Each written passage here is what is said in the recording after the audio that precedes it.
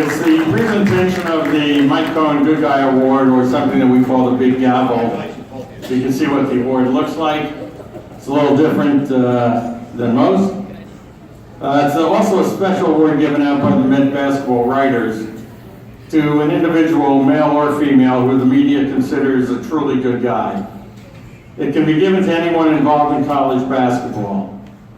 The award is named for Mike Cohen, who was a longtime sports information director and publicist in the Met area. Mike was a friend to many of our schools. He passed away in 1988 at the untimely age of 44. If you noticed Ross Cohen helping us, Ross is Mike's youngest son. Let me tell you something now about the recipient of the award this evening. Roger Rubin is the first person to give you a hello in a press room, and he makes sure everyone gets a hello and a goodbye on the way out. It's only part of the reason why he's receiving the Mike Cohen Good Guy Award. Roger is also one of the few people who cover college sports in New York the way it gets covered around the nation.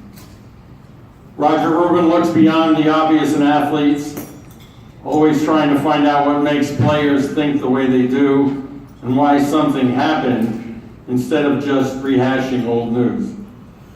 His resume includes stops at Sports Illustrated, Newsday, and the New York Daily News. I was at the Daily News for 14 years, where Roger covered St. John's while keeping tabs on the local and national scene.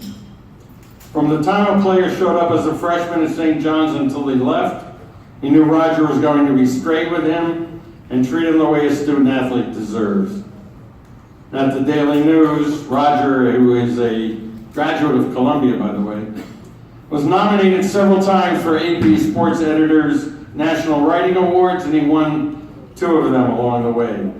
When he wasn't covering college basketball, he was writing about Major League Baseball. He's voted on several of Major League Baseball's national awards.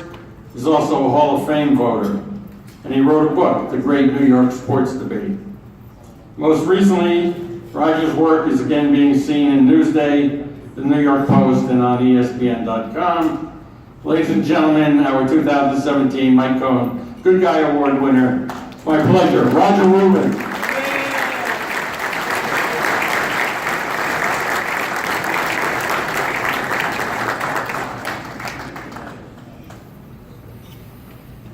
Chuck, what does this say, Moonlight? I thought, get that one.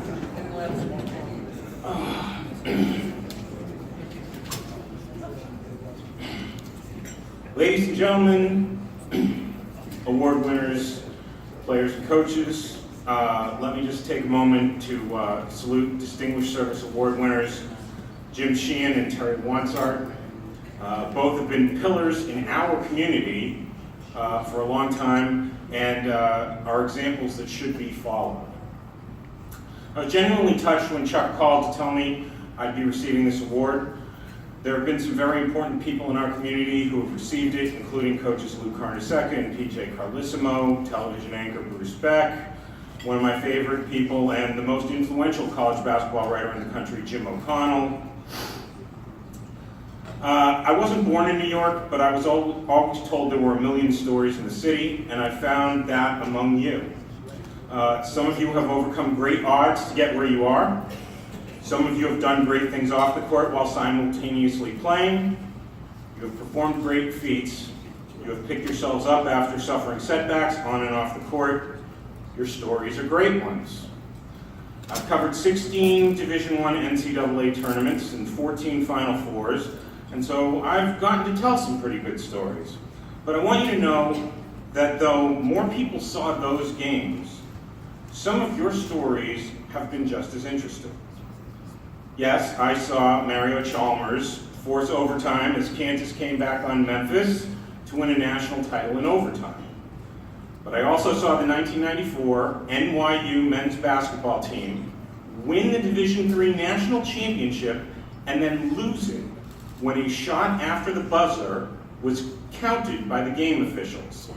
Imagine celebrating the ultimate accomplishment and then having to go out and play 5 more minutes. I tell that NYU story much more than I tell the Kansas story.